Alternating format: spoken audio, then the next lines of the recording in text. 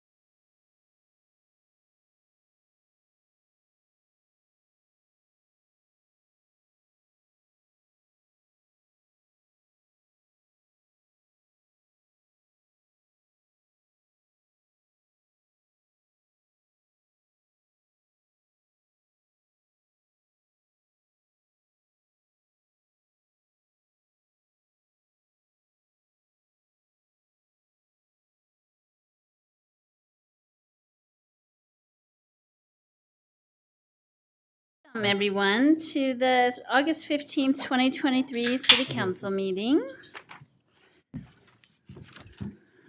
At this time, I'll invite Vice Chair Ritchie to do the Pledge of Allegiance. Thank you. Please stand and join me. I pledge allegiance to the flag of the United States of America and to the republic for which it stands, one nation, under God, indivisible, with liberty and justice for all. Thank you. Now please join us in a moment of silence.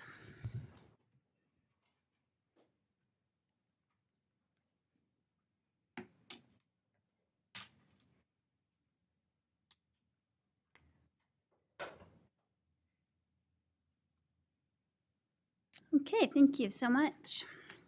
And would anybody like to offer any acknowledgements this evening?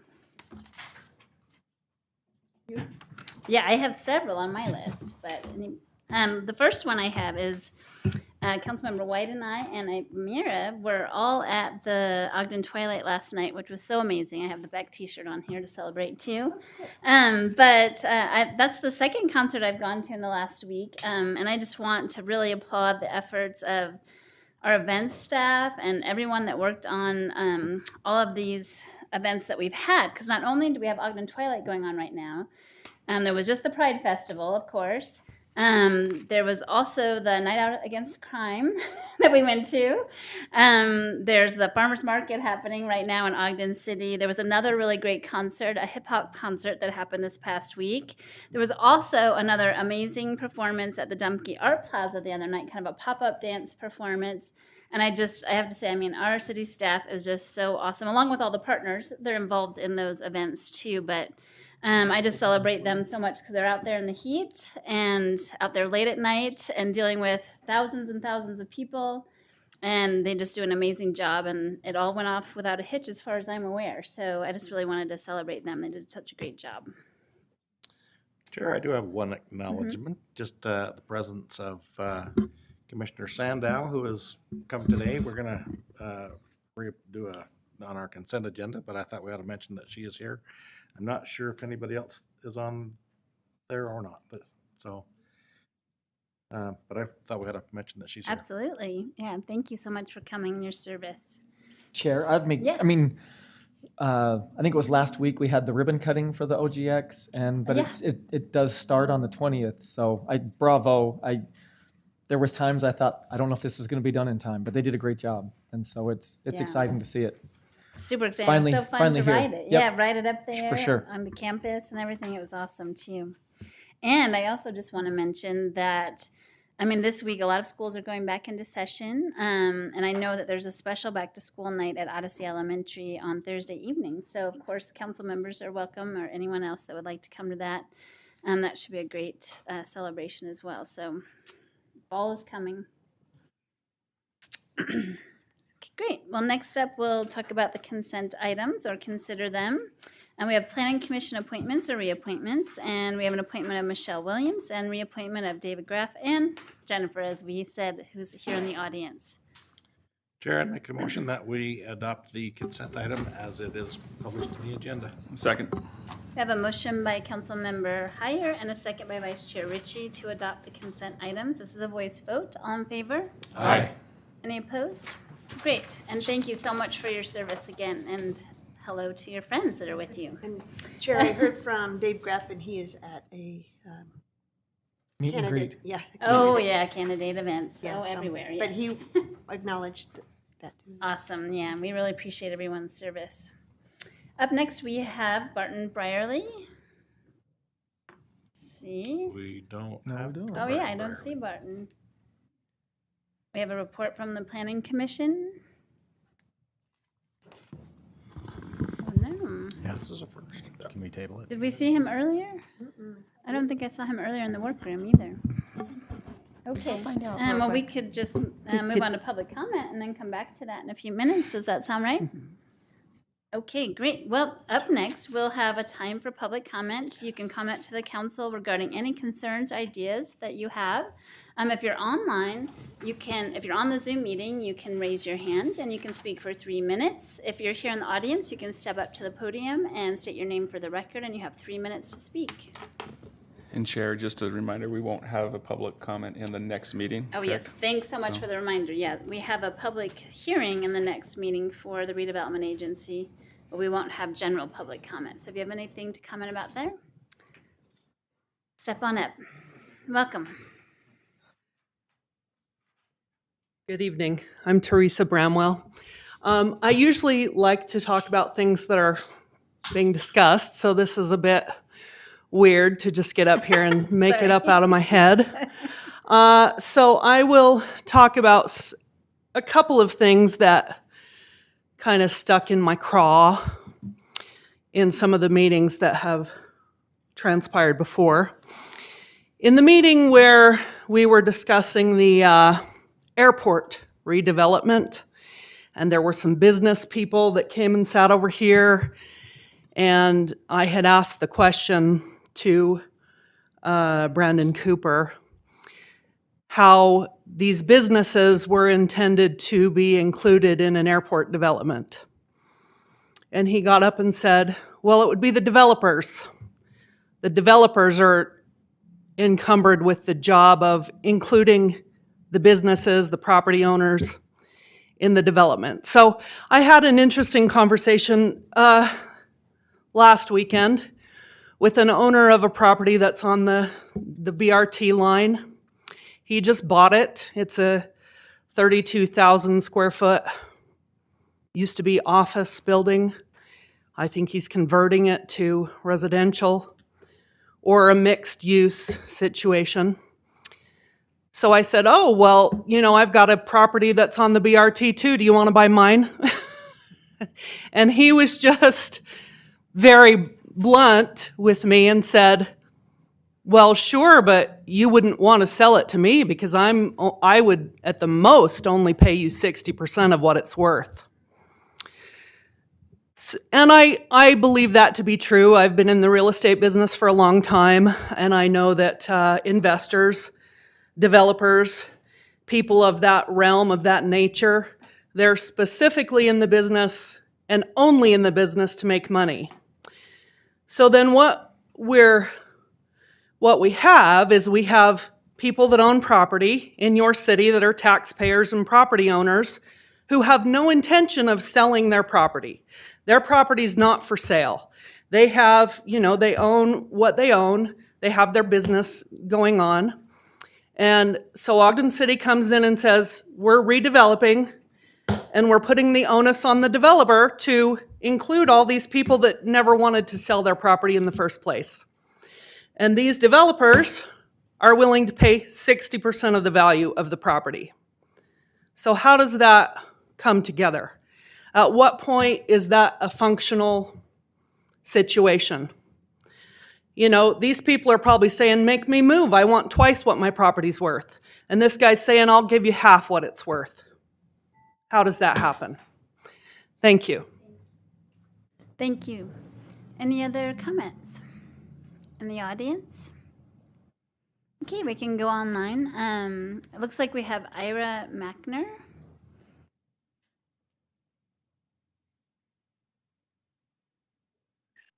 Hi, can you hear me now? Yes. Go ahead. Okay. All right, great. Thank you.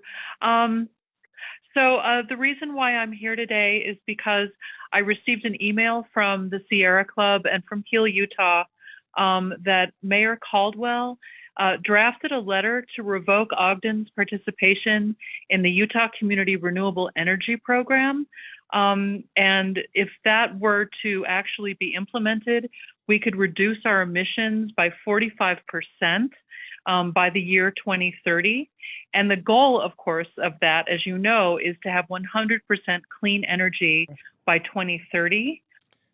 So I don't know how serious this removal of Ogden's participation is, but because the elections are coming up and because this is an important cause for me personally, I just wanted to express my enthusiasm and make my request that Ogden stay in this program, that the utility agreement gets authorized, and that we proceed to the regulatory process and finally get some clarity about the cost of the electric rates. And that's all. Basically, we have, we've already voted on this a couple of times already. It's a really wonderful program, and I think we should continue to be leaders in this transition for renewable energy. Our climate needs it desperately. Thank you. Thank you. Do That you was all. mind stating your name for the record? I know I said the name that was posted, but we need your name for the record. My first name is Ira, I-R-A. My last name is Mackner, M like Mary, A-C, N like Nicole, E-R. Thank you. Thank you so much. M-A. And now Angel Castillo.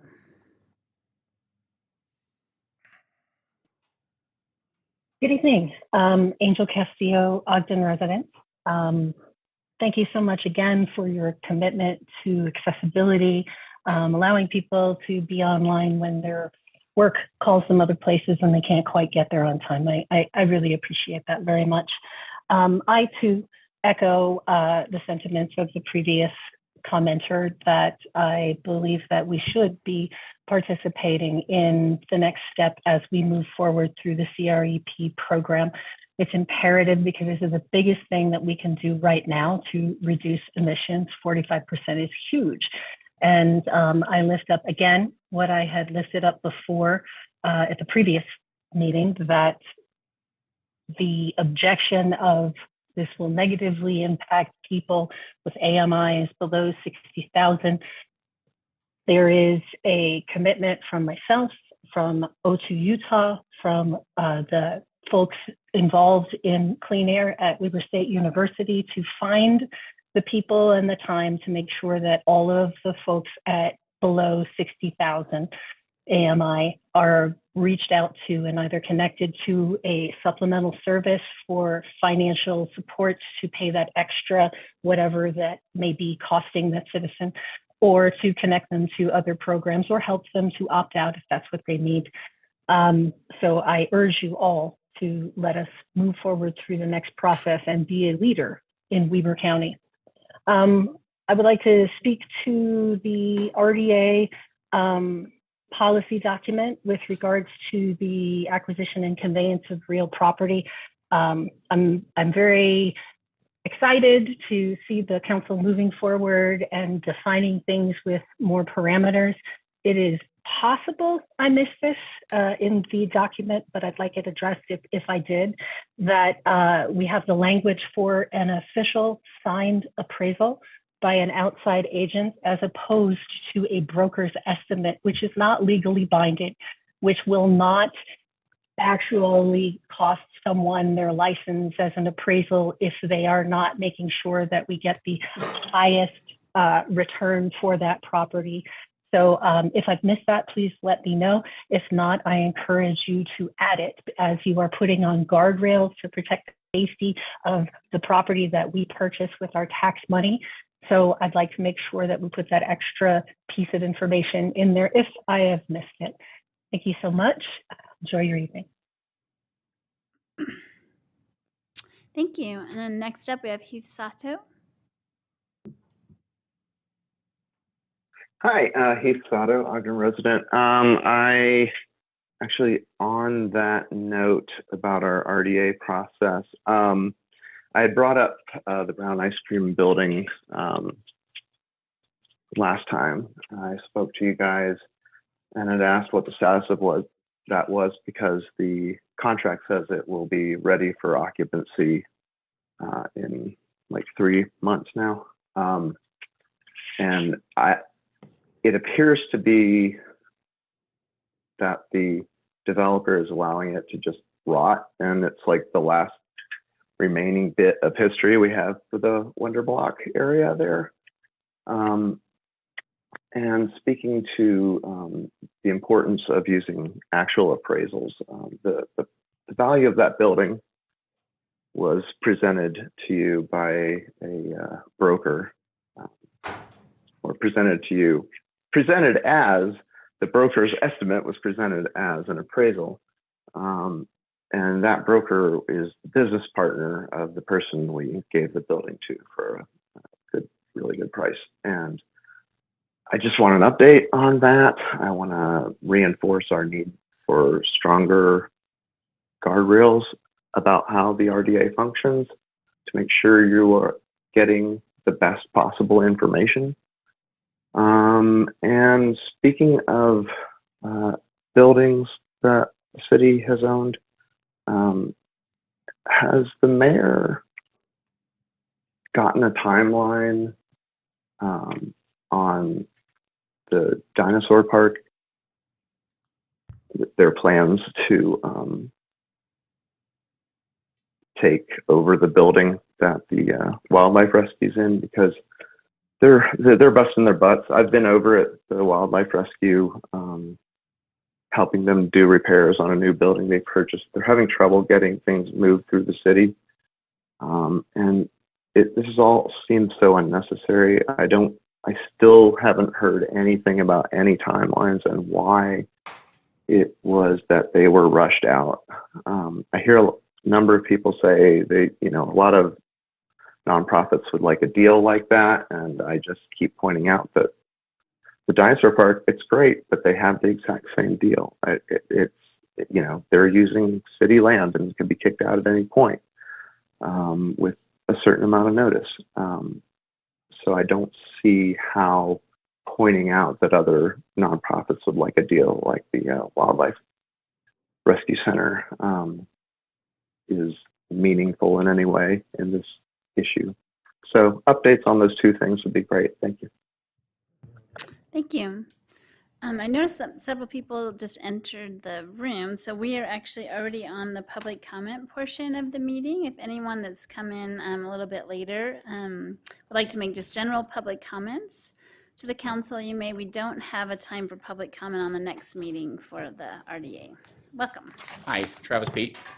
I'd come for one of the agenda items, but evidently it wasn't presented. But I do want to say with regards to the public noticing in the newspapers, it's such a negligible amount to keep the people informed. Terry Comby Johnson, who is a good friend of mine and then also a friend of the community, she sculpted the statue up at the ice sheet with the mother helping the son off the ice called Let's Try Again. Multiple items out at the Ogden Nature Center, as well as a fountain at the Eccles Art Center. I had her and told her about this staircase, that's this wonderful staircase that comes down Porter Avenue called the Butler Way. And so I said, could you help me recompose that? And so she did, and it's just essentially saying, here's what it could look like. And so the dynamic of what that could be if it was restored, and yet the city had it declared surplus property and was about to sell it. Except that I saw a notice in the paper that said, public notice, surplus property, and I thought, let's look into this. And it says our neighborhood got together and signed a petition that said, please do not surplus this property. It came back, and fortunately, Miss Eller-Smith found out that it was also actually a public road, so it couldn't be declared surplus in that manner, but it was protected. And so I think the same thing, if I hadn't seen that notice, this would be a loading dock today. And so the dynamic of saying how important public notice is beyond important. and the negligible amount saying we're now going to come in compliance with state law. And I think even just the dynamic of saying who sees the paper, who doesn't see the paper, and then the concession prize of simply saying someone that doesn't take the paper can come down to City Hall. We had this thing called COVID. If anybody heard about it, that isolated people at home, so they're not going to come to City Hall and read that. We have these things called winter storms and other intermittent storms that happen. People aren't going to come to City Hall to try to find those notices. So as that comes back onto the agenda, I would say if the vote's not no, then simply say, come back to council or come back to administration and say, how many times did we not notice on the public notice site? And then what is being done to archives from a pure library science standpoint? I grew up living through the digital the microfilm at the library of reading newspapers and everything else. How willing are we to lose history? Because there's not a digital archive that says here's what it is. And I guess again the questions, have we checked with the library science to say what's the repercussions of this long term? Because then even when administration wants to find something out, the dates might be lost because it was digital and as soon as you updated the new thing. So thanks. Thank you. Any other comments in the audience?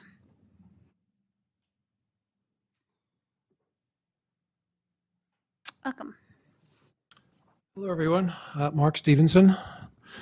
Forgive the prepared remarks, but I tend to lose the thread sometimes, so bear with me. I'm a member of Ogden 100 community group, which is supporting Ogden's continuing participation in the Community Renewable Energy Program. And I'm here to urge all of you to vote for Ogden's continued participation by signing the utility agreement when it comes to a vote in the City Council so that we can continue to participate in the next steps of the program. Several other speakers have already addressed the press reports about Mayor Caldwell's apparent drafted letter, which would attempt to unilaterally withdraw the city from the Community Renewable Energy Program for reasons no one seems to be able to explain, including the mayor himself. Needless to remind you, this would directly contradict your previous votes to participate in the program and make Ogden the only one of 18 communities to withdraw before the final decision point. Leaving it now before the final details are even known makes no sense. It would create unnecessary barriers to Ogden's participation in the program later on. If we're able to rejoin, which is contingent on the Utah Public Service Commission voting to allow it, we have no guarantees that would happen. And if we leave now, we've basically just wasted the $70,000 which you all voted to appropriate to be a part of this process to start with. Certainly questions and uncertainties remain, and we're all eager to see the final details of the program. Both you and everyone else in the city who's been following this. Ogden City's been a part of the process throughout, and so they are part of that decision-making process and these conversations. But what we do know at this point is the following. Rocky Mountain Power, by their own admission and analysis, has admitted that 60% of their coal-fired electricity plants are uneconomic, more expensive to keep open than to close compared to alternatives, including renewables. Yes, they want to move to renewable energy, but only at their pace. And in the meantime, they have an interest in making sure that we consumers continue to pay the debt on these inefficient plants as long as possible. Utah's electricity receives more than 5 times the amount of coal-fired electricity than the U.S. average of 10% as of last year. This program alone would reduce Ogden's emissions by a whopping 45% by 2030, and no other program on offer from Rocky Mountain Power or anyone else comes even close to reaching that goal. Signing the utility agreement does not commit the city to final participation in the plan. That vote will come once the final costs of the program are known. Individual consumers will have the option to opt out of the program if they wish. The program also includes low-income options for customers who qualify for assistance with their utility bills. And lastly, the people of Ogden deserve to have a choice in our energy production. Right now, we have no choice. Thank you. The Community Renewable Energy Program is something that I think we need to let the people of Ogden decide for themselves at the household and business level. Thank you. Thank you.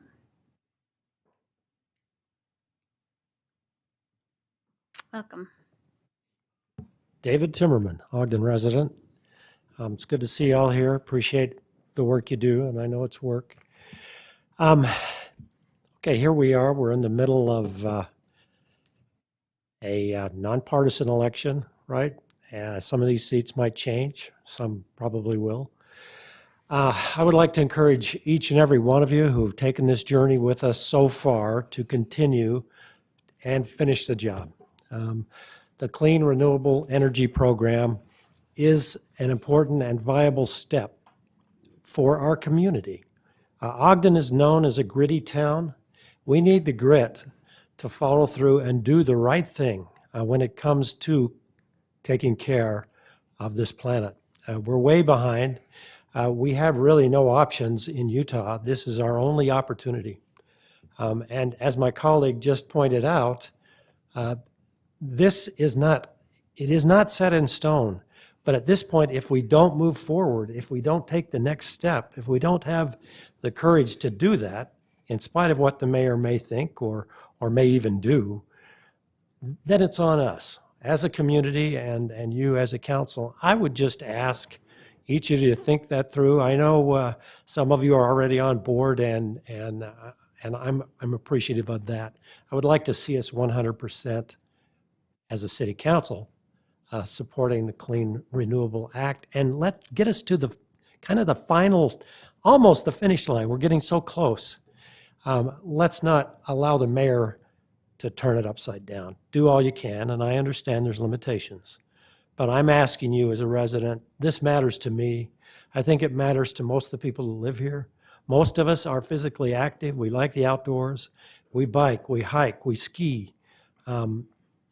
Please, I think this is one of the most positive steps we can take as a city for many reasons, but also just on its face that Ogden does care and that Ogden appreciates trying to solve the problem of our carbon production and ongoing fossil fuel consumption. So I just ask you to please support us if you can on that. I sure hope you do. I think it's an easy thing at this point, regardless of what the mayor does. Thank you very much for your time, and have a good evening. Thanks. Thank you. Any other comments here in the audience? I know a couple other people just came in. It's our only public comment period. Okay. Well, oh, sorry, please come up. Thank you. I just looked down right at the wrong moment. Sorry. I'm sorry, I'm trying to hear what you're saying. Oh yeah, please step on up. I don't know who else left these here. Oh, glasses? Anybody?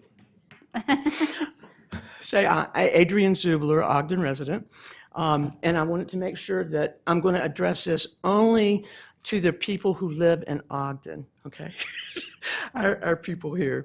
I just want to say, over the last couple of weeks, I've gone to these different events and the different debates and talking about city councilmen and the mayor, and it sort of follows along with what you were just saying, is that, I appreciate each and every one of y'all, and I know sometimes we've shared different opinions and been on different sides of a view, but I really appreciate everything that y'all have done, and I just wanted to make sure I said that before things change dramatically over the next couple of months. And then the other thing is sort of following along with what he said right beforehand is, I guess I challenge each one of y'all. I know everybody's going to be working toward the positive side of working with Ogden. But what I'd like to see is all of these candidates for the mayor and for the city council, that after the elections and everybody the dust is settled, I hope that every single one of y'all that are changing the dynamics of your life, that you still continue to work with the council, work with Ogden as citizens. I believe that we all will make this a better place. And I look at it that, everybody keeps saying sort of putting Ogden down in so many ways. I look at it that what I'd like to see is that we all work together and make Ogden the city that people want to emulate instead of it being people down south. So I just put that out as a challenge to everybody. And thank y'all again for everything that you do. Thank you. Did you want to make a comment? Would you like to make a comment? Did you come up? Sorry. I saw you rearrange your seat, so I thought maybe you had a comment. My name is Eric Jacobson. Yeah, step on up to the mic. And I'm not going to hear you very well. Oh, that's okay. You might want to repeat your name on the mic. Okay. You got it? You can say it in the mic. Oh, In the mic. my name is Eric Jacobson. I thought I did. A lot of people have talked about CREP, and I don't want to repeat what has been said, but there are a couple of points I think that are important here. The legislature passed the Community Renewable Energy Act in 2019. I don't think it's a coincidence that Pacific Core, shortly after, changed their long-term plan to include a lot more renewable energy. CREA has pushed them, and it continues to push them to get more and more renewable energy. They did come out with a plan 2 years later, which by 2040 will be almost entirely renewable energy. But they also looked at some other plans that would get into all renewable energy by 2032. They didn't do that because they weren't pushed hard enough. We need to push. The other point I'd like to make is people talk about renewable energy being cheaper, and it is by quite a bit, and that it cuts down on CO2. It does that too. But coal plants and oil plants put up a lot of pollutants that cause a lot of people to die. The estimated number of deaths from pollution in the United States from coal and oil plants a couple of years ago was between 200 and 350,000. Those deaths are concentrated in heart problems, COPD, strokes, and are especially hard on fetuses, children are born early, and on very young neonates. So this is an important thing, not just because it's cheaper and because it cuts down CO2, it increases the health of the community. Thank you. Thank you. Okay, I don't see any more movement in the galley here. Let's see, would anybody like to respond to some of the items that were brought up? I know maybe Brandon Cooper might like to make comment about the Brown Ice Cream Building. Would you like to comment about that?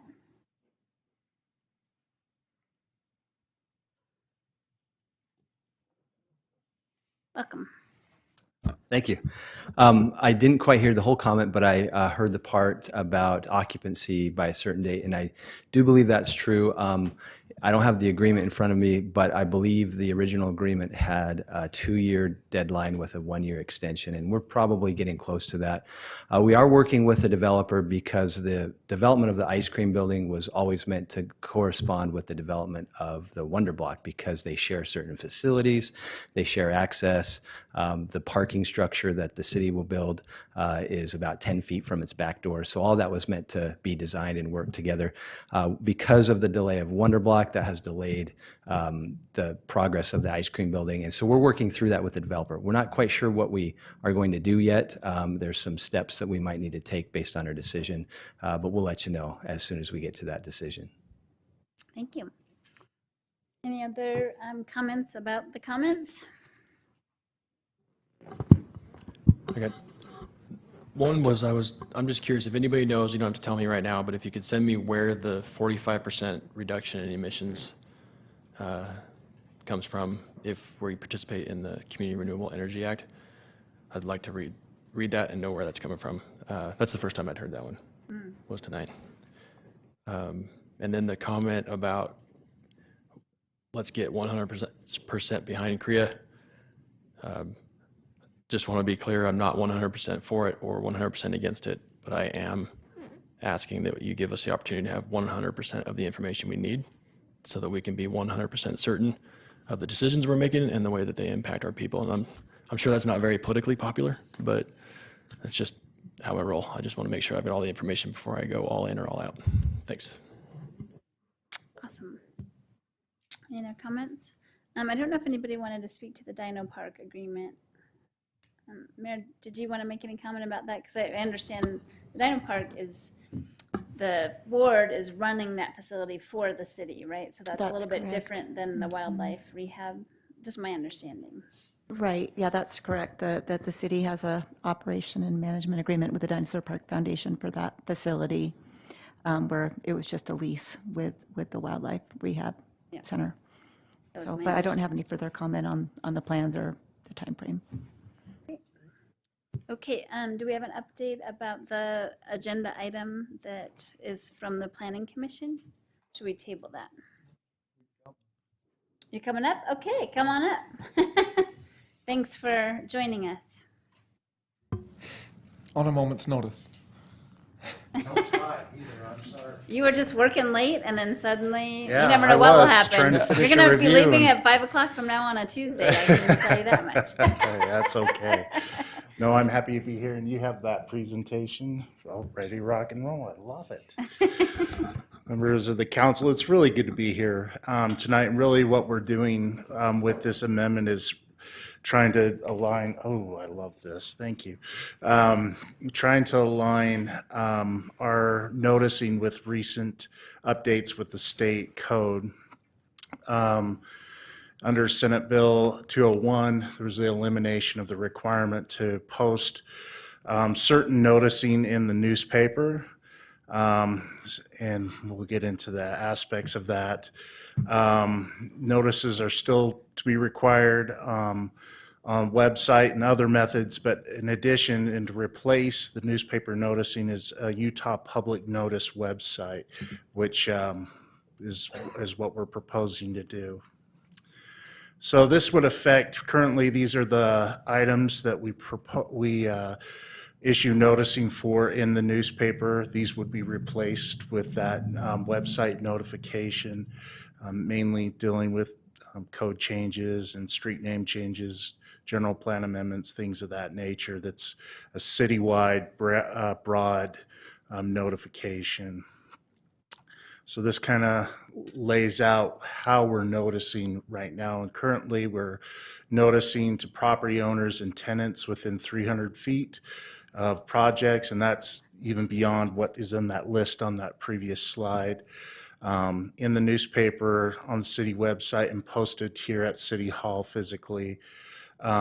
With that change would, again, go just remove the newspaper notice and notice on the state website, notice website.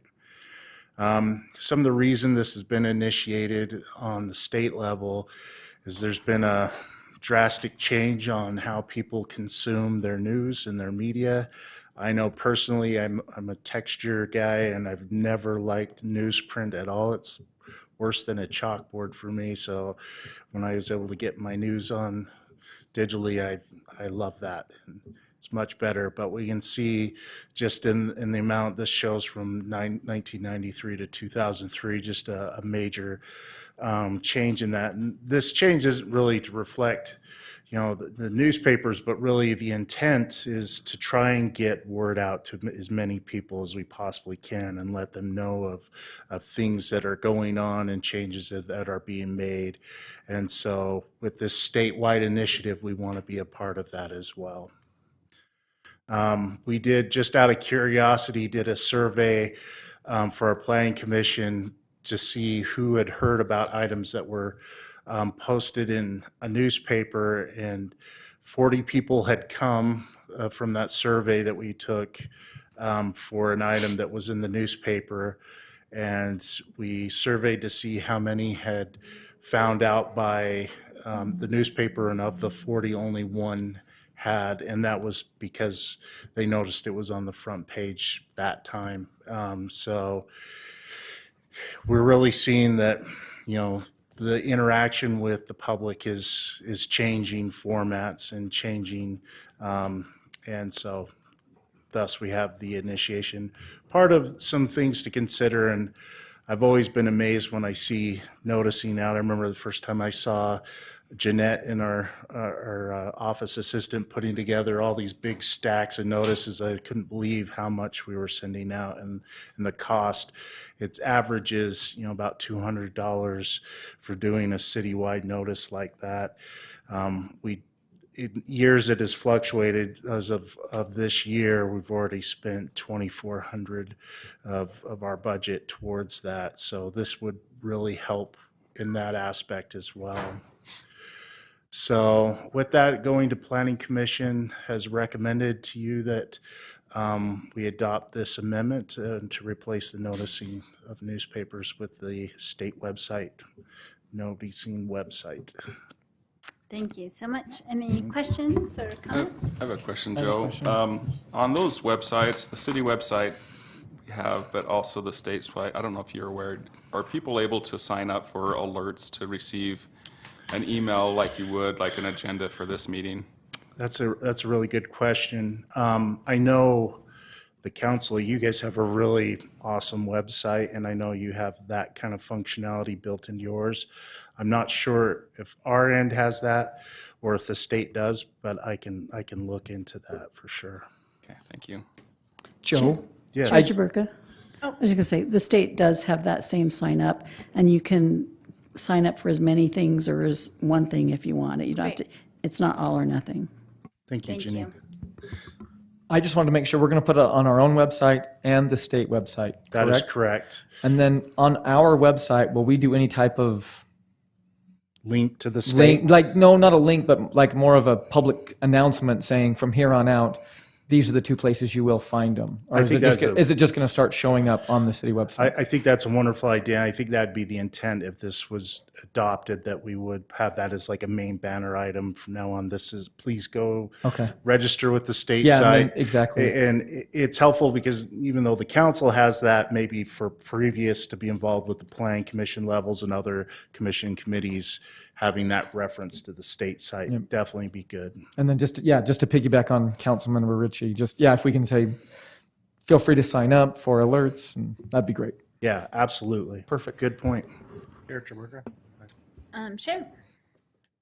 The only concern that remains with me, Joe, is the archival of those notices, so that a year or 2 years from now, there's some dispute about whether something was legally noticed. How does the state's website and even our website hope to provide that kind of an archival evidence so that we can say, yes, it was noticed on this date and blah, blah, blah, whatever? That's a really good question. I'm just worthless to you today. Hey, you shut up. That's half the battle. But I would imagine they have that. I know I use your guys' site a lot, like the councils. It's awesome, and I know you have been archiving. And I know there are archive requirements for the noticing. If there's any question of whether it has been done or not, definitely I imagine the state has that functionality. But if that's something we want to hold and do a little more diving into, I'm happy to look into that. Councilmember White? Yeah, I think I brought this concern up the first time we talked about it, and I think we haven't gotten any further. And Joe, it's not your fault. It's being able to answer these questions. I have a big concern that we don't have the process fully baked yet. And so it may be baked, and I don't know, but I'm really concerned that we're just going to make this switch, and we don't have a process for notifying or where it's going to sit or anything like that. And so I guess the only thing I would point to that is just really the only thing we're changing is a newspaper versus a state website. Now, as far as I think about it, I don't know if the standard kept an archive of what they've posted. Maybe they do. I'm not sure. But I know noticing wise, nothing else would be affected other than that one item. So. Just people don't know where to go. They don't know what, all of a sudden now I have to go to the state website. And I guess I had that concern when we first talked about it, and I'm still having that same concern. And so I don't know if the answers are there, and I just don't, I mean, there's been 3 of us that have brought something up tonight about the process. So I don't know if it'd be a benefit of it, if there's a reason to maybe table it tonight and get those answers. It could be already fully baked. I just don't feel comfortable. I'll be honest, I'll vote no for it tonight just because I don't think it's. And I think it's kind of a challenge. I mean, I can understand, I totally understand, because I have reservations too. And my reservation's more to do with sort of our digital divide and ageism. I mean, I just know we have a very large population of older folks. Nothing against older folks. I'm one too. I mean, I can go to the golden hours now. I qualify. I can, yeah.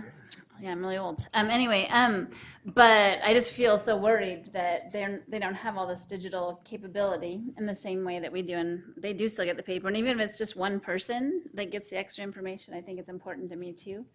And I also have some concerns. I feel like it's a challenge for the staff, perhaps, and maybe I'm wrong about this, but would you build a system before we approve this if it's possible we don't approve it, right? Or have that figured out? I mean, I guess that's kind of a chicken and the egg situation, right? I mean, I think the intent is, and I think was brought up that, you know, really getting the word out there. Now, I mean, I guess the question is there some people that don't have a computer, but all they get is the newspaper? And what is that like? That would be, you know, again, we look at it, that's low numbers. Is that, and, you know, is that extra cost and that extra effort and all of that still worth that, you know, pursuing that? I mean, I think in any case, it's still good to use the state site, because we're always trying to get people involved and notify. And if we could like use our minds and tell people, you know, telepathically, this is going on, you should be here, you know, and then letting people know what's happening. It can be difficult to have that all in your head, and that's why we just have the processes in place. And It's almost like we'd need like noticing for 6 months or, you know, for a cycle of some sort, so people would know that it's transferring to, like, one time to me wouldn't be enough to sort of say, oh, we're moving to this new process, you know. And Chair, Sorry. Yeah, go ahead. Maybe I missed when would this take place? If this were approved, when does it start? Well, it technically, and I think the way it's presented, would start when the council approves the ordinance. But one thought could be maybe there's a phasing period of where we notify and say, hey, we're going to be transitioning to this. The council has approved this, and maybe till the end of the year, and then we're no longer doing the newspaper, and trying to really hit it hard. And we've got good groups that could, you know, in the city that could help with that, with the website and with newsletters and things of that nature to spread the word. So, did you have additional comment or questions? I do. As you know, noticing is always a sticky topic. It's one of those that you can't ever over notice, and you almost always under notice. Does keeping it in the newspaper fix that? I'm pretty skeptical that it does. But I do have the concern with the archive, and I've also, my personal experience with the state's website is it's kind of not very fully baked yet either. There's a lot of things missing off of it when I go to look. For different notices, not just for Ogden City, but for like the county or other entities that should be noticing through that website. So I think we do need to have a transition period to make this thing work. I am one of those old people too. I think I got the most age of any of us, and I haven't read the newspaper for, I can't tell you how long. I get my news digitally also.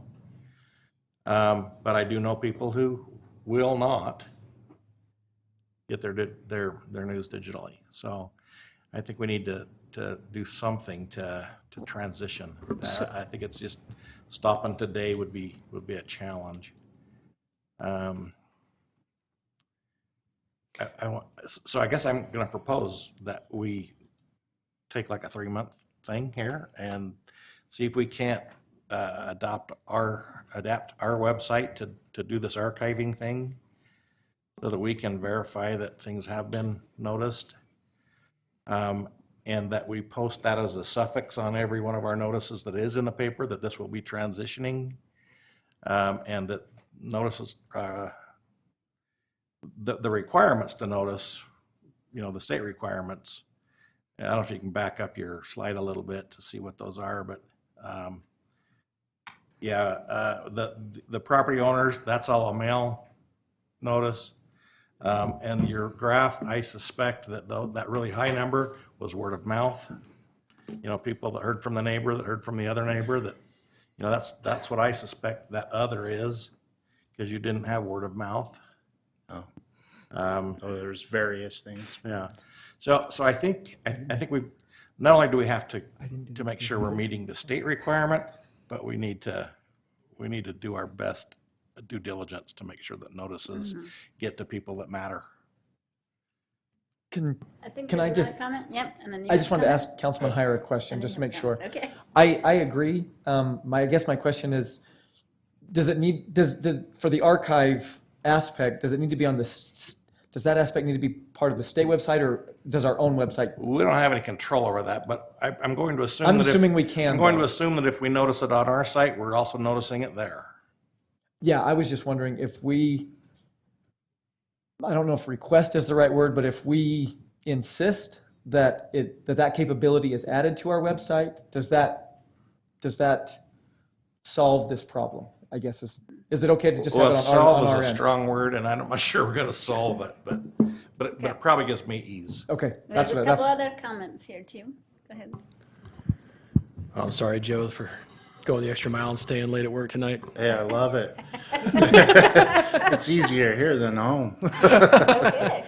Yeah. No, thanks for pitch hitting. That's mostly what I wanted to say, but I also just wanted to say that I've been really surprised at the number of constituents that still really lean on the newspaper. Maybe it feels like a small segment of our community, but there's just a lot of people that if it's not in the newspaper, they don't know about it. I've been learning that throughout this political season. So I was surprised by the fiscal impact. It's very low. I am mindful of the impact on the staff, but I think the fiscal impact is worth the trust and transparency that comes with the effort. So I was just going to say, I just went to the Utah Public Notice website and searched, and it appears that Ogden City has been posting to that site since at least 2018. And RDA, Diversity Commission, Planning Commission, Board of Zoning Adjustments. I mean, I see all these notices that are there where you've got attachments, links to the attachments, the agendas, and that. So I don't know if that answers some of the questions we have. So that those notices clear back to 2018 are visible? Yeah. Oh, well, yeah. okay, So that's good to know. and I don't know if I just can't scroll over further than page 54. There's a lot. But it seems like we have been noticing on that state website. So with, again, the attachments, you just click on the link and there's a PDF and it shows you what was noticed and the agenda and that sort of thing. So I can't see where you can sign up for an alert though. And that kind of troubles me a little bit just because, I mean, somebody who wants to follow along, they're going to do that, but it would be nice if you get that alert because then it kind of prompts you to be aware of some of that. So I'd love to see if that's a functionality I'm just not able to see right off or could be added. Not that we control the state's website. Right. Chair York, if I Yes, can make a couple of please. recommendations. I mean, I know it is there because I've done it for a couple of things. You're right, it's not maybe as easy to find as we would hope it would be. But, we might, I would recommend that you might table this till August 29th. That would give the planning department to come back and answer some of the questions you've raised.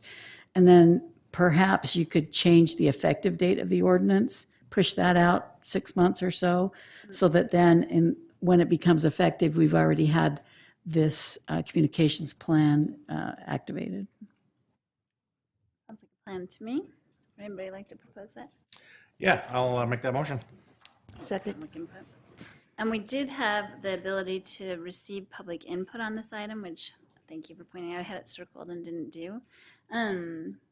But we do have a motion and a second. Is that to table it? Is that what you Just to said? table, yeah, till the 29th Until the of August. 29th. Should we take public input first and then we'll see how we feel? Is there anybody here that would like to give public input to this item alone? You can state your name for the record and you have 3 minutes to speak.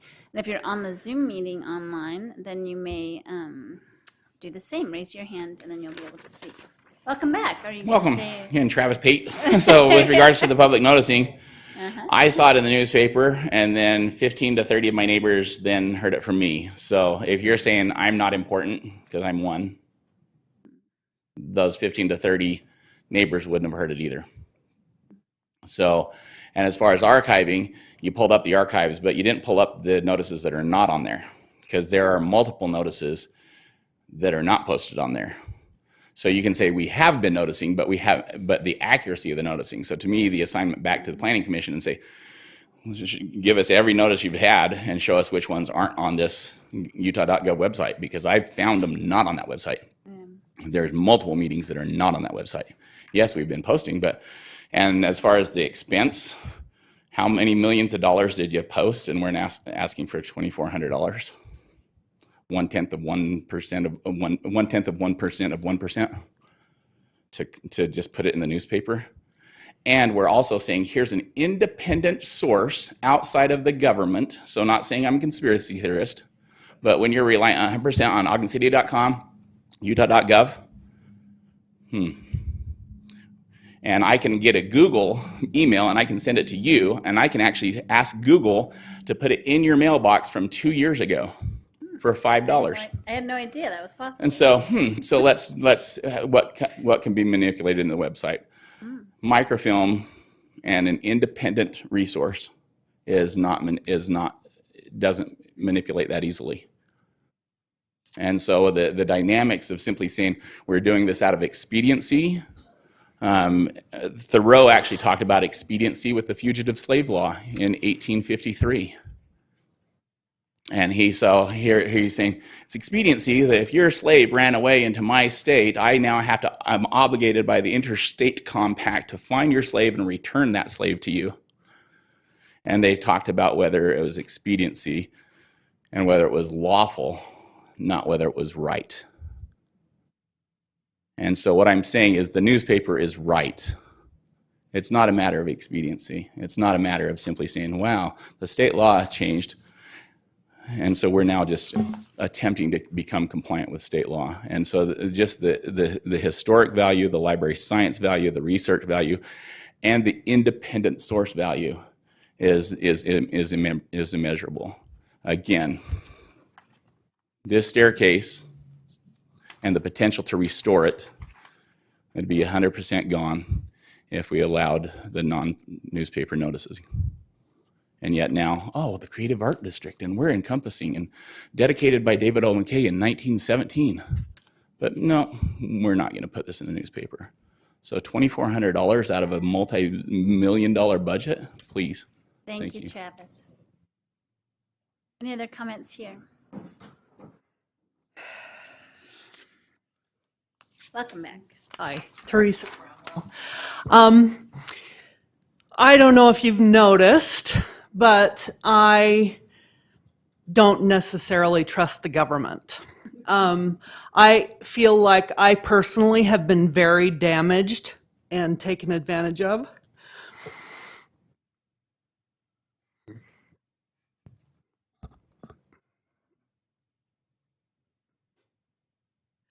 Sorry. That's okay.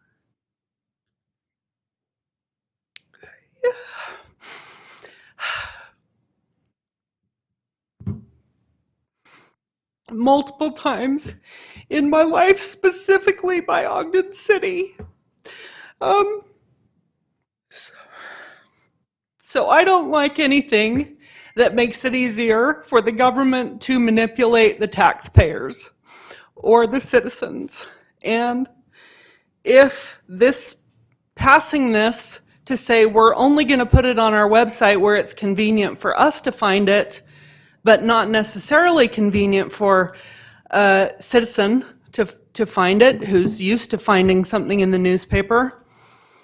I don't trust that. I don't like it. I feel like it's kind of undermining the people. And that might not even be the truth. It might not be the truth. It might be that it's a good thing. But I don't like to make it easier for the government to take advantage of citizens and taxpayers. That's all. Thank you. Thank you. Any other comments here? David Timmerman, Ogden resident. I believe Mr. Nadolski hit the nail on the head, and I was surprised too at the amount of money. And it's like, that's a drop in the bucket. So I do think, regardless of the change in the state statute or code, Ogden does a lot of things for the community at their expense, and good things. And I think this would be a good step in that direction. Thanks. Thank you. Okay, we can go online with Angel Castillo.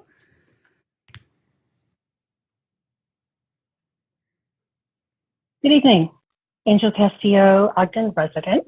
Shout out to Joe for showing up. I know you were not supposed to be here, and I totally understand that the texture thing. For me, it's microfiber towels. They don't work for me. There are still a whole lot of people who get the paper, and I too qualify for the golden hours. As a matter of fact, I joined golden hours a couple of weeks ago, and that was kind of a rude awakening for me. I just don't think of myself as qualifying for a senior center, but I guess I do.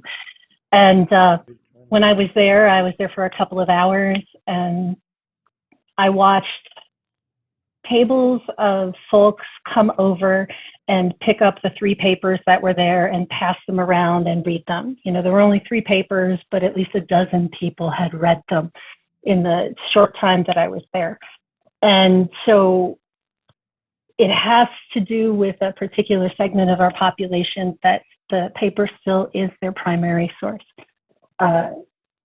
3 people that I know of that live within like 100 feet of me have a paper subscription, and that's where they get their news. And, you know, great big shout out to Mr. Pate about archiving and access for the public and telling the story. I understand that we have digital, but there is also that piece that operates at the library, and I'm concerned about that. And then just from the big overall arching thing, anytime that you can prevent or come up with receipts to mitigate legal exposure for somebody saying, you didn't notice, I'm going to sue you. And you're like, well, yes, we did. We did it here. We did it here. We did it here. And this council is so committed to transparency.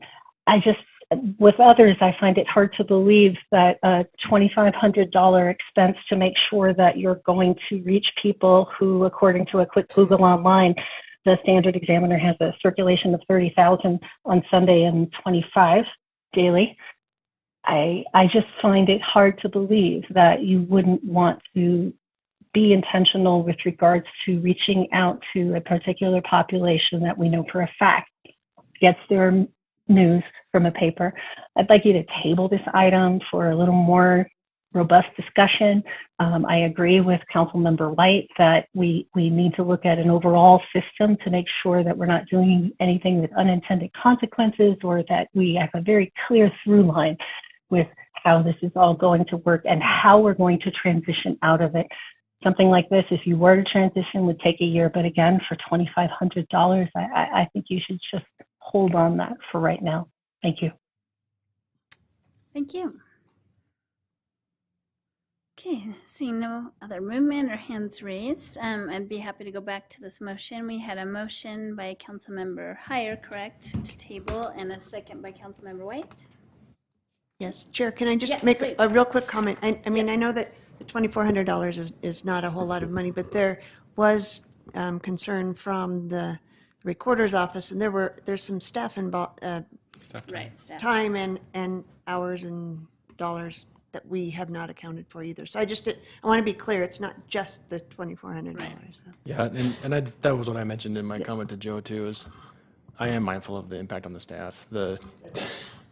I have to think that the workload imbalance or issue Seems like it'd be worse with the cards that we're mailing out, and the fiscal impact might even be bigger for that. And I don't see those providing a ton of real great information. They're so small and, packed with info. But no, I know. But we're talking about the newspaper now. But in terms of workload, I think it'd be a bigger discussion if we were talking about those. Okay, so we have a motion to table this until August 29th, we said. That'd be a voice vote. Okay, it's a voice vote. All in favor? Aye. Aye. Any opposed? Okay, great. Well, thank you. We'll table that, get some more information, and thank you again, Joe, for being here. Really appreciate it. Awesome. Okay, any comments from the administration? Just want to say on that item, again, thank you to Joe for being here, and we've listened to all the questions and we'll get information back to you. So thanks for that discussion, and we'll look forward to having better information or more information on August 29th. So thank you. Thank you. Any other comments from council members to close this meeting? I have a quick question. I was just wondering if the administration might know or have any new information about the building on 25th Street. I know there are some issues with, I think, related to fireproof lumber. I don't think Councilmember Lopez takes the paper. I don't take the paper. It was in the paper today.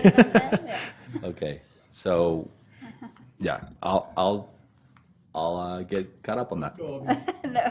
We could still talk about it. I was just making a joke. Sorry. Would the administration like to comment? Sure, that there was information that the developer submitted some additional plans to the city that are being reviewed to hopefully, they're going to attempt to resolve that issue so that it will be approved by the fire marshal, and we're still reviewing that, but we should have that information out pretty shortly on whether those new plans are going to pass the code and fire concerns. Okay, I knew that. I was wondering if there was any new information. No, nothing quite yet, but Okay. but those are Thank you. under review right now. Thank So you. thank you. Thank you. Any other comments? Okay, great. I'd be happy to take a motion to adjourn. Second. I have a motion by Councilmember Blair, a second by Councilmember Nadolski to adjourn this meeting. All in favor? Aye. Any opposed? Thank you. We'll go on to our special agency meeting.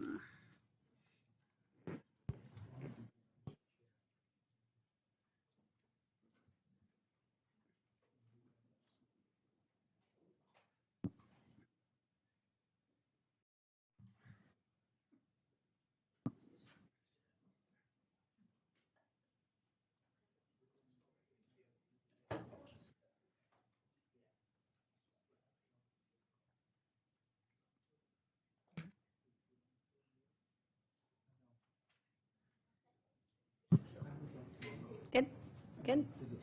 Okay, welcome everyone to the August 15th, 2023 Special Redevelopment Agency meeting. Please let the record reflect that all board members are present. We'll start with approval of minutes. We have the closed session of August 23rd, 2022, board member hire, Yes, Chair, I've reviewed those minutes, found them to be accurate to the best of my recollection. and the closed session of October 4th, 2022, board member White, Yes, Chair, I read those and they are accurate to my recollection. and the closed session of October 25th, 2022, board member Blair. Yes, thank you, Chair. I have reviewed those, and they are accurate. And finally, the special session of November 15th, 2022, board member Lopez. Yes, Chair, I reviewed the minutes and found them to be accurate to the best of my recollection, and I move to approve the minutes. Second. I have a motion by board member Lopez and a second by board member Blair to approve the minutes. All in favor? Aye. Any opposed? Thank you. We have two consent items. This will be a roll call vote. We have an item to amend the redevelopment agency bylaws and also amendment to the joint resolution on acquisition and conveyance of real property. Motion to approve common consent. Second. We have a motion by board member Lopez and a second by vice chair Ritchie to adopt the consent items. This is a roll call vote. Board member Heyer. Aye. Board member Lopez. Aye. Board member Nadolski. No. Board Member White. Aye. Board Member Blair. Aye. Vice Chair Ritchie. Aye. Chair Chaburka. Aye, and that passes. Would you like to make comment about your dissenting vote? Yeah, I thought it's probably popular to disagree with your opposition, but I found the comments in the public about having an appraisal for our properties to be worthwhile comment. But the other thing too that I hadn't considered until reflecting on that comment was the language in the resolution about leasing. And I just noticed that it said short-term leasing, and just lately I've been reflecting on the possibility of or viability of long-term leasing for some of our RDA properties. So I don't have any issues whatsoever. In fact, the resolution does say, let me look at it again, that will convey property in a manner calculated to receive the highest and best economic return to the agency. So I do feel good about that language. But the short-term and the long-term lease thing is just kind of a new concept that I've been considering lately. And I think I even talked to Brandon about it before. Didn't want to be excluded as an opportunity or an option in the future.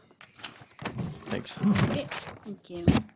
Okay, up next we have a public hearing. It's a fiscal year 2023 to 24 budget amendment regarding Junction parking, Trackline property sale, and Capitol Square property sale. And we welcome Lisa Stout, our comptroller.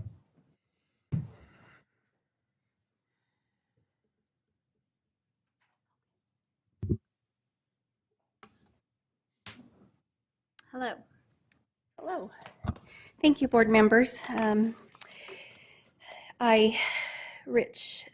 Council member Heyer, board member Heyer, sorry. You had requested some information from us at a work session. We received that today. We were waiting for an updated report from the construction company we've been working with regarding the Junction towers, those two towers. I will get with Mara and we will get that information to you first thing tomorrow. All right. The total budget request for this appropriation is $38 million. I'm sorry, I'm having trouble with my eyes. $3.8 million, just over $3.8 million. The first part of this budget opening is in the CDB RDA budget area.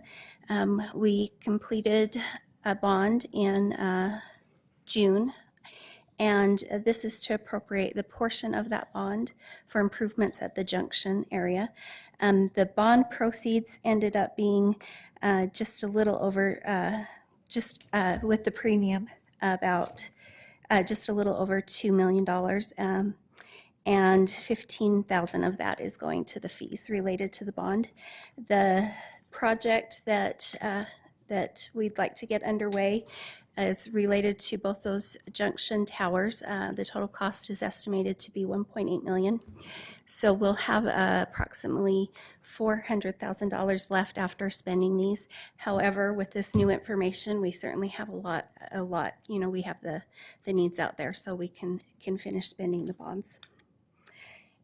We're also asking the board to approve a budget opening for the revenue related to the sale of property. This is related to property parcel out in Trackline. It was actually owned by the developer, and when they put the parcel under contract, they asked if the city would take the revenue and do some landscaping out there with those proceeds. So we're asking to appropriate the revenue of $805,000 to landscape improvements at the Trackline. And then the final budget action we're asking the board to appropriate is for another sale of property. This is related to the Capitol Square project. The developer at Capitol Square purchased the property for $757,000. According to the LTDA, the city has taken that money and has actually paid off the D.L. Evans debt that was related to that property. So we're asking for the consideration of the board to approve the appropriation of just over 3.6 million, 3,630,000. I was like, I can help, but I didn't want to interrupt. I am sorry. I had surgery on an eye, and I'm struggling to see. No, you're doing great. I apologize for that. Awesome. Thank you. Thank you. Any questions for Lisa? Comments, questions? Okay, great. Well, this is a public hearing. We'd be happy to take comment on this item alone. If you'd like to step up to the podium and state your name for the record, and you have 3 minutes to speak. Or if you're on the Zoom meeting, you can raise your hand.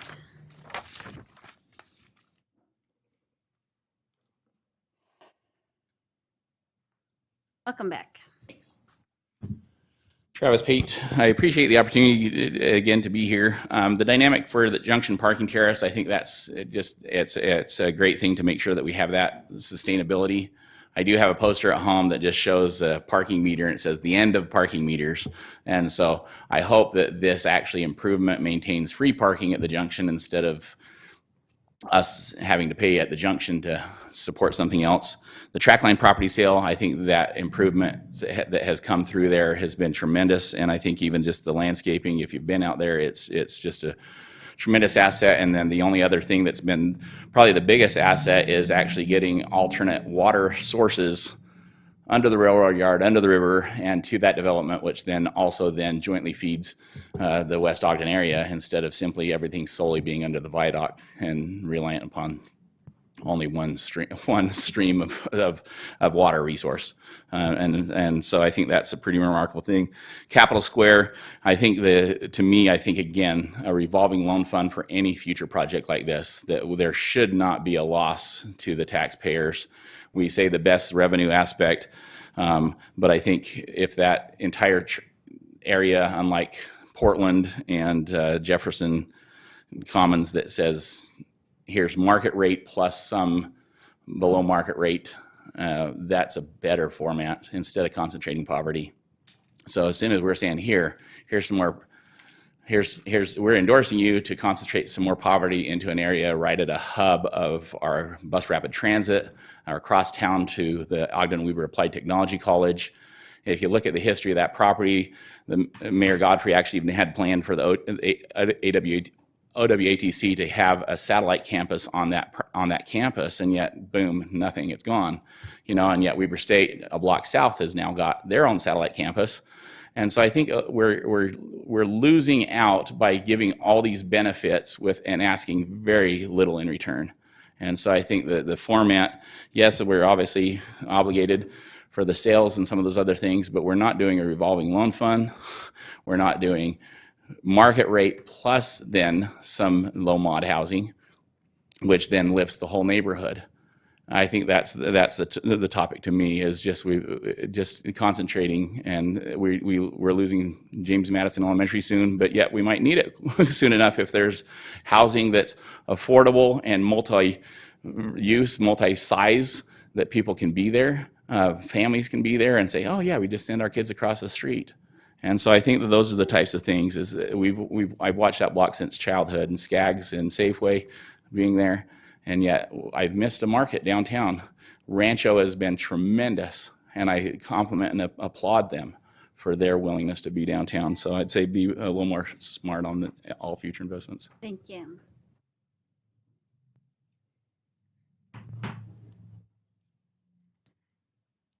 Welcome. Hi, Teresa Bramwell.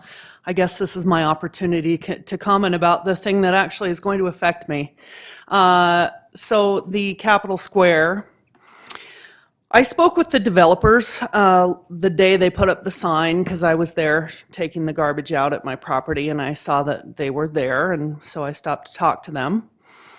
And they confirmed to me that the building that they're building is low income. And it is for rent. It is not for sale. Nobody will earn any equity that lives there. Their money will leave their pocket, and they will never see it again. And I said, okay, well, you're replacing the wheelwright lumber. That's what used to exist on this property. I said, and there's supposed to be commercial use on the main level, what's it going to be? And they said, well, on this side, there's going to be a leasing office for the building. And on this side, there's going to be a gym for the building. So there will be, and then they said, oh, there could be a coffee shop on the end. So I guess the coffee shop is something that I could use, being a neighbor of this property.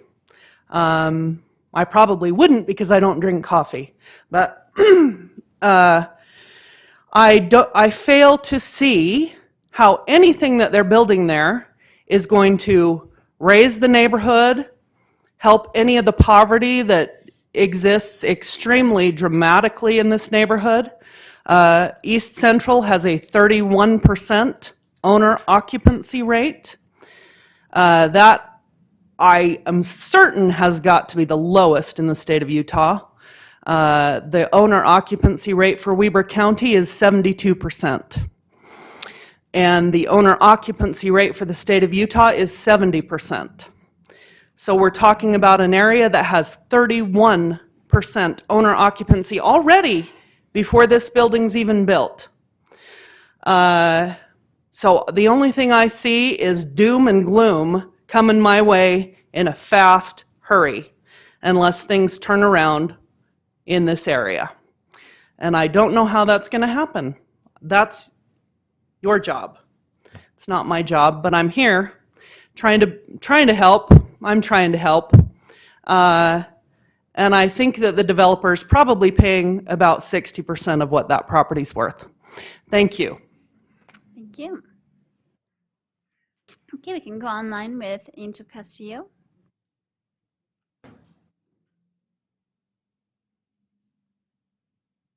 Good evening, Angel Castillo. It's no surprise to all of you that I've had some challenges with how we operate with paying developers to build property, and there's massive disagreement between myself and Community and Economic Development about but-for, and that principle of when you're going to be using it.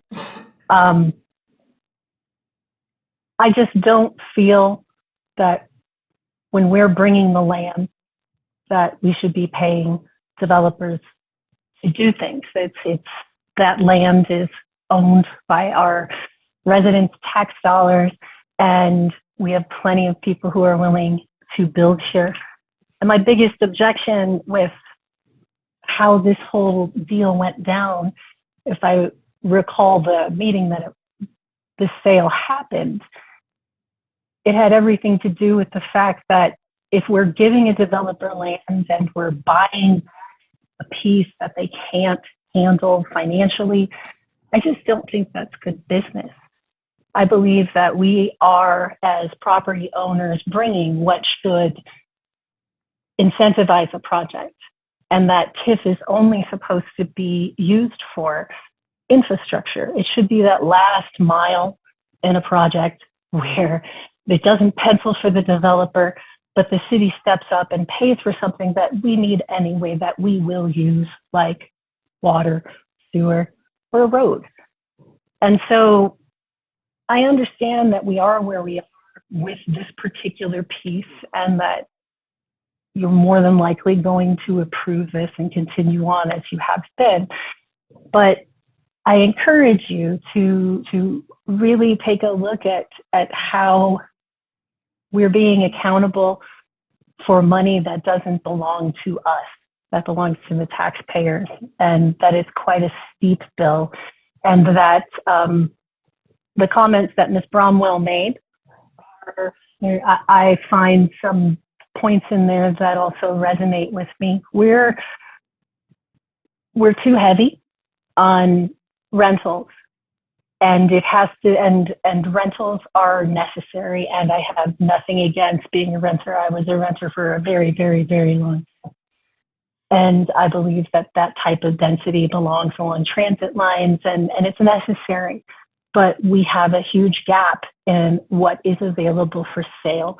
And I challenge you to look for more creative solutions to bring online at least percentages of each project that are available for purchase, perhaps requiring a certain amount of condos that can be purchased. We have a huge gap in our market for properties that are 250 or below. So please consider and look at how we're using TIF and how we're paying developers to build projects that they may sell for a profit, and we are still paying bonds. Thank you. Thank you. Up next is Hisato. Hey, Hisato, Ogden resident. First off, I'd like to thank Mr. Cooper for the clarification on the Brown Ice Cream Building contract allowing for another year if the city or RDA, I guess, agrees to that. My concern is primarily that it's just sat and gotten worse. But anyways, I hope you guys will look into making sure that building is not just allowing to deteriorate. So, yeah, this is only about the and item as far as yeah, I just hearing. wanted to say, yeah, I'm sorry, I just wanted to say thank you for the clarification on that. Anyways, I also want clarification on this project, what the actual cost to us was, what the final cleanup cost and everything after the sale price and everything. What does that number come to? I just would like that clarified for the public. And that's pretty much it. Thank you. Thank you. Anyone left? Any other comments? Chair, I'd make a motion that we close the public hearing on this item. Second. We have a motion by Board Member Heyer, a second by Vice Chair Ritchie to close the public hearing. All in favor? Aye. Aye. Any opposed? Great. Any other questions or responses to comment? Chair, I have a couple of responses, and I just want to throw this out there. Capitol Square is a very big parcel of land, and there is going to be a mix of for sale product. There's going to be a mix of low income. There's going to be a mix of probably high market rate apartments. And the reasoning for doing that is to not have huge areas in our city of just low income or huge areas of just high income. And so this whole entire project is that, and it's a really good project. And if we didn't own the land, we wouldn't be able to do what we want to do with this, which is bring everyone together. So this is just the start of a very big project. So I just want to make a clarification that it's not just a LIHTC deal. And by the way, this is where we want apartments. It is on the BRT. It is on a bus line. So the comments made by Ms. Castillo are wrong, that we want that. That's exactly where we want these projects. So anyways, that's just I wanted to make that comment. Yeah, and then in the plan, I also saw that we're having a grocery store there and other retail, and then also a lot of green space for that whole block, which I really appreciate, because sometimes when we're in those denser areas, it becomes just a concrete, kind of all concrete or all pavement. And I'm really excited about the plans for landscaping and trees and a walkable area and a playground and a lot of great things for those residents there of all different income levels. So. Right, and mid-block crossings and hopefully maybe into the Oasis Garden. And so giving, it really uplifting that area, so. And I guess I disagree with the fact that we have plenty of low-income housing, because we have this conversation all the time. I mean, another thing that would resolve that problem is if all the landlords that have single-family homes right now in our community decide to just sell them. That would help with our supply and demand as well. So people living in apartment complexes are not demonized in my eyes. They're just people that haven't yet been able to purchase their own home because of the cost point too. So that's my comment about that. I was hoping I could ask Brandon a question about the landscaping. Are you good to answer on that? For the Trackline? Yeah, on the Trackline one.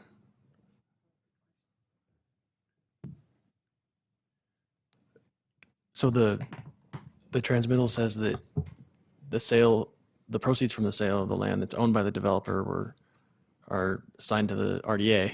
to be used for landscaping. So what's the mechanism for how that's going to go down? Is it going to be, is the RDA staff going to be doing an RFP for the services for landscaping and going through a bid process, or is it, or do they assign it back to the developer to do that?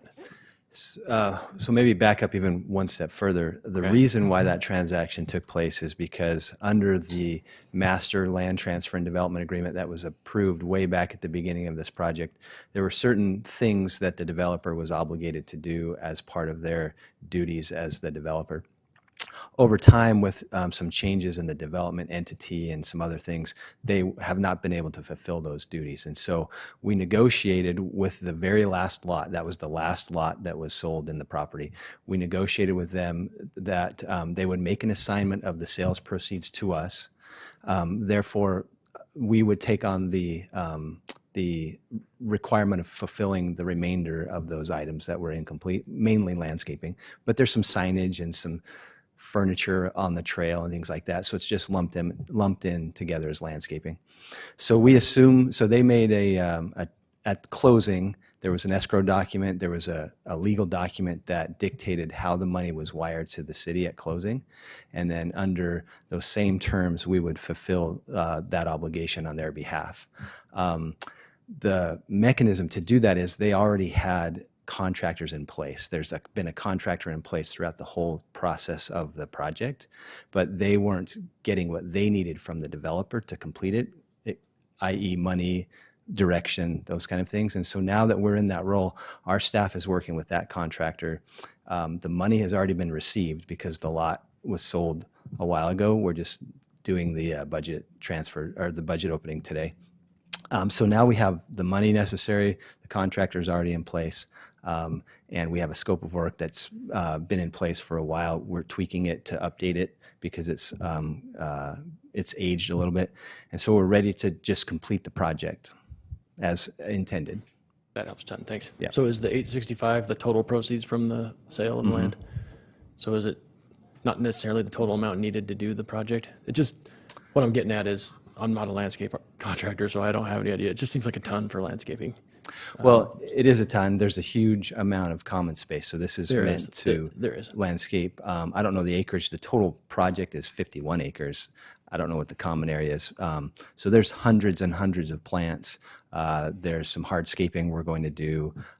There's some infrastructure like water lines and sprinkler systems and things. So it is a lot of money.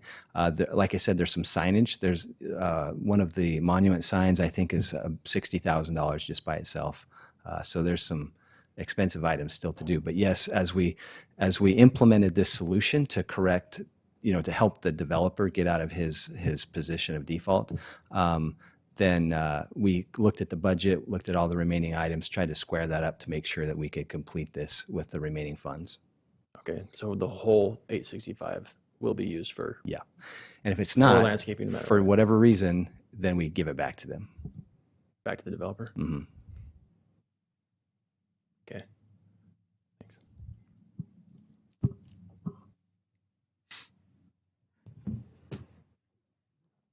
Any other questions or comments?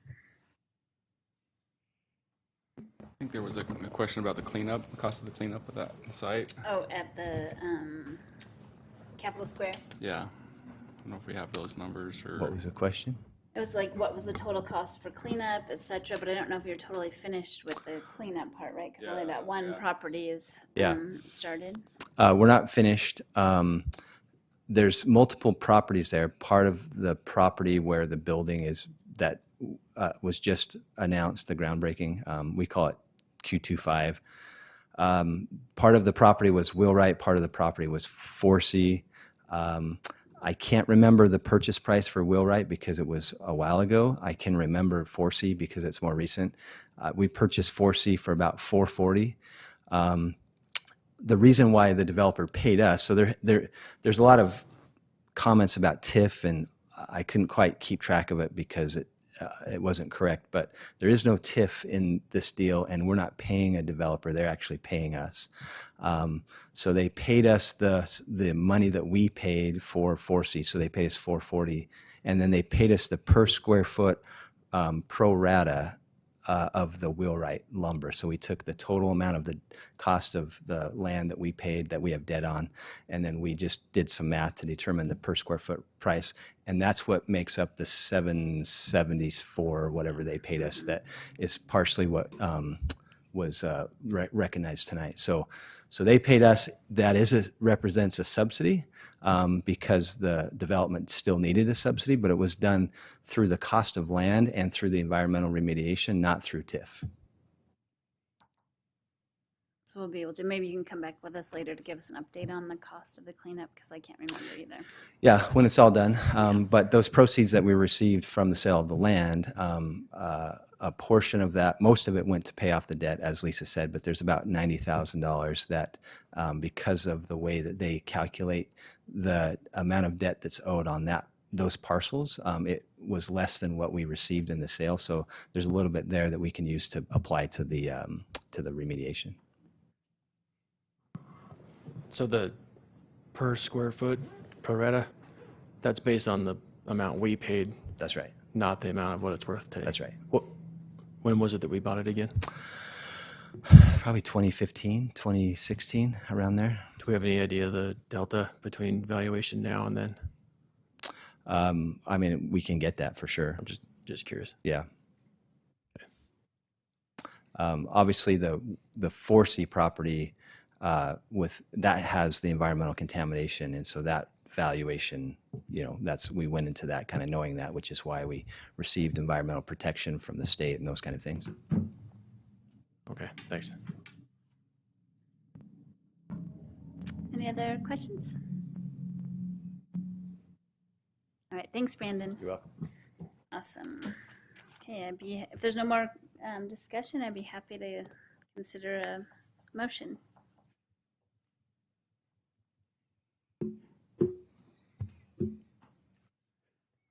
Chair, I'll make that motion that I move that we adopt Resolution 2023-16. Second. We have a motion by Board Member Heyer, a second by Board Member Blair to adopt Resolution 2023-16. This is a roll call vote. Just Oh, please. can I ask some questions real quick? Of course. So are you frowning because you think we need to change anything on there, or like should we split them apart, or? Oh, so you can vote on each item separately? I didn't mean to frown, sorry. Oh. That must be my thinking question face. No, yeah, I guess the answer is just leading to more questions. I'm just trying to figure it out. Okay. I feel like I need more information all of a sudden that I didn't feel like I needed before. That's all. Sorry. I got a not a good face when I'm thinking, I guess. Yeah, sometimes we push a bunch of stuff together that maybe. Yeah. Yeah, we can separate them out. That's the other option. No, I've been enough of a hassle for you. Sorry. And that's what we're here Thanks, for. Chair. Not a hassle. Yeah. Okay, so we have a motion and a second. This is a roll call vote. Board Member Nadolski, No. Board Member White, Yes. Board Member Blair, Yes. Board Member Heyer, Aye. Board Member Lopez, Aye. Vice Chair Ritchie, Aye. Chair Chaburka. Hi, and that passes. Would you like to make any comment? Yeah, I kind of answered it. Yeah. I'm not objecting. My vote is not an objection to the items. Just suddenly feel like I needed more information to know for sure what I was voting on. But support the success of everything that's been passed. Thanks. Thank you. Any comments from the executive director? No comments right now, thank you. I mean, we could try to call you the president for a minute if you want. I'm kidding. For the other one. Any comments from board members? Yes, Chair, I am very sympathetic to the comments that have come in that lends us to start to look for creative ways and good ways to allow for home ownership. That is something that is seriously needed in our community. Not that renters are bad. I don't want to vilify anybody that's renting, but I also want to be real careful that we don't vilify the landlords. Because without landlords, people can't rent. However, I think that the balance that Wasatch Front Regional Council has done, the study that they've done has indicated that we are seriously short on our housing stock that is for purchase. But we do need a wide variety, and some people want to rent a single-family home. So landlords that rent those shouldn't be vilified either, so I just mentioned that.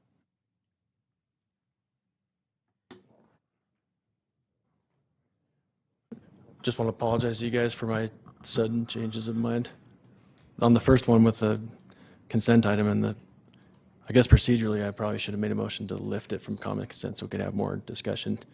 The comment I heard about the valuation method, I went through it one more time and looking for the language that I read about the means of ensuring the best economic outcome, and I just found that short-term lease provision that I hadn't caught before while I was doing that. So sorry for the last minute change, and sorry for all the questions tonight, but not being critical of the proposal, just needed more info. Thanks. Any other comments? Okay, great. Well, I'd be happy to take a motion to adjourn. So moved. Second. I have a motion by Board Member Heyer and a second by Vice Chair Ritchie to adjourn. All in favor? Aye. Any opposed? Thank you.